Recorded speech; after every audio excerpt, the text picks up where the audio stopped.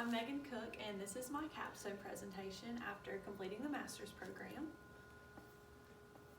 So this is the agenda for today. I will have a brief introduction, my pedagogy as an educator, my analysis of the research proposal that I completed, course reflections, the TEAC standards, and then professional goals that I have. Okay, so a little bit about me. I am a 5th grade teacher. I teach reading and social studies at a Whitfield County school. We actually are grouped by the subject that we teach, so we share the 95th grade kids. We're departmentalized.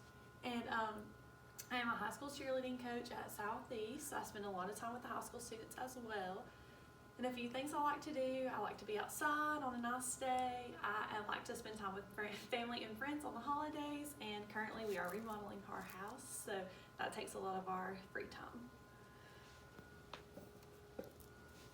Okay, my pedagogy. The very first thing I want to say is that educators do more than just teach the standards to our students. It's really important that we also focus on preparing them for life after school and help them to understand how to be a successful adult in the future. And I feel like a lot of times with the children we see today that their parents aren't doing this at home as much, and so I feel like it's a teacher's responsibility to step up and help them to learn about what they need for the future. My next part of my pedagogy is every child has a story. My second year teaching last year, I had the hardest group of kids that I've ever had, and I could line those students up and go through each one of them, and every one of them had a struggle or a background in their past that they had issues. Each of them had a story that impacted their learning. So after learning about all the problems, the struggles that they had faced, I knew that education was not a top priority for them. So I had to figure out a way to make connections through our learning to be relevant in their lives.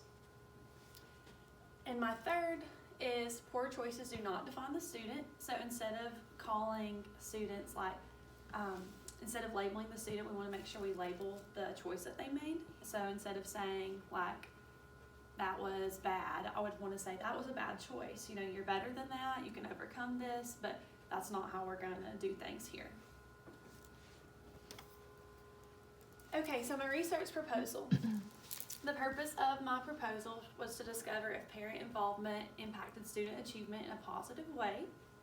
And the findings of that was that it does. Parent involvement does impact student achievement in a positive way, but specifically, the type of parent involvement is crucial. So a lot of times parents in the school systems think of involvement as attending parties or sending in snacks, but it's really much more than that.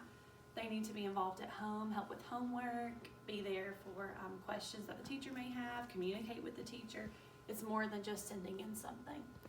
The best types of parent involvement are communicating with teachers, assisting and encouraging students in their schoolwork, and being present at school when necessary.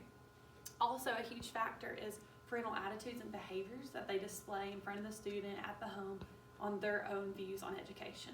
If the parents at the house are making education a priority, their kids are going to see this, and they're also going to make it a priority in their own lives. So that's key. Okay, one of the courses that we took in the program was Literature for Children. And through this class, I learned how to differentiate reading assessments. So when I first started teaching reading, I felt like it was just, kind of checkbox standards, like go through, mark that standard off, mark that one off. And then I quickly realized that reading standards are embedded all throughout your whole year, and it continues on year after year. So instead of just having paper tests with multiple choice questions, I've learned that projects are a good way to assess student learning. Quick writes are a good way to assess. Think, pair, shares are good, even in the 5th grade. So there are just many ways that we can assess student reading capabilities instead of just multiple choice tests. So applying this new information, I've done projects and activities to assess student understanding. Specifically in this class, we made a book box. We chose a book and then picked 3 items to put in a shoebox that described that book. And it didn't have to be anything to do with the characters or the plot. It's just something that you could connect with the book. So after doing that activity, I thought that's something good I could use in my own classroom. Okay, the next course is the culture. So I learned that culture is more than just a race or an ethnic group. Especially at the school I'm currently placed at, there are many stories, like I said previously, but there are just so many different groups of people represented. People come from poverty, from lack of education. So we're overcoming things like that on a daily basis, and the more I understand about culture, the better I am able to meet the needs of my students. So how did I apply it? I've attempted to better understand the student as a whole.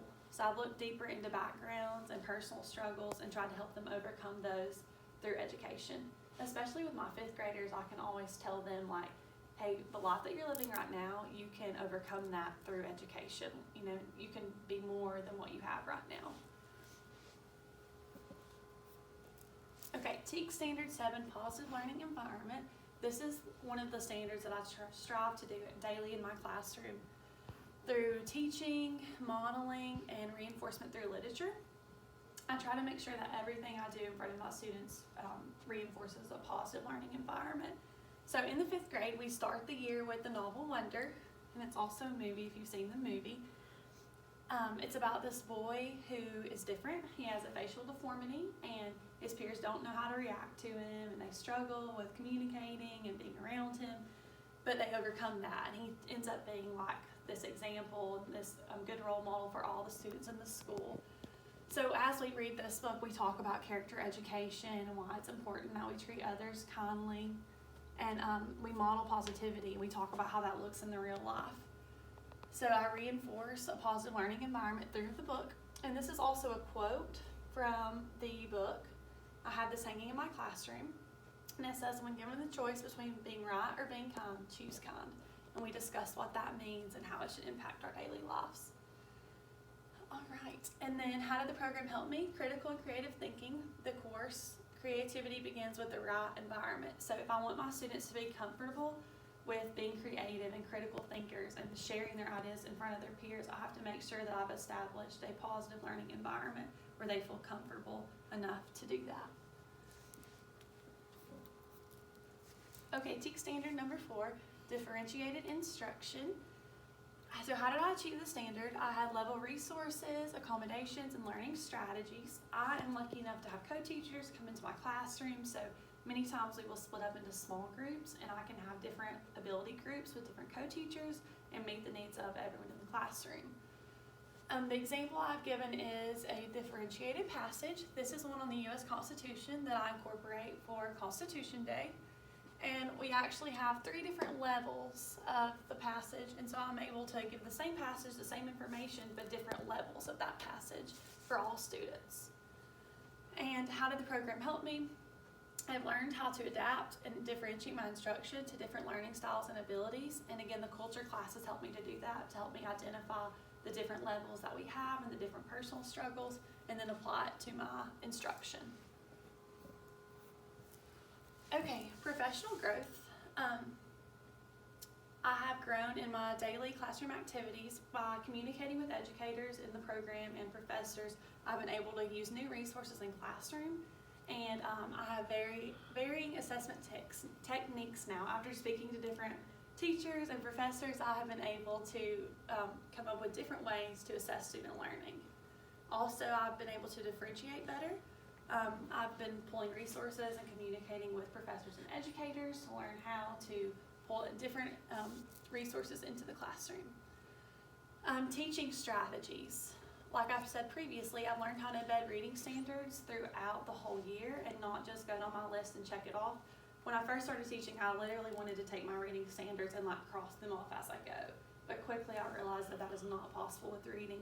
You have to continue the standards for the whole year, and you have to really dig deep as you go. Future goals that I have, eventually I would like to be an ESOL teacher. I feel like I am strong in the area of meeting kids where they are, and I would like to be able to pull students that do have struggles and work with them where they are and help them grow. And also I would just like to better my leadership skills in the classroom and possibly in the future have a role in leadership. Thank you for watching my presentation.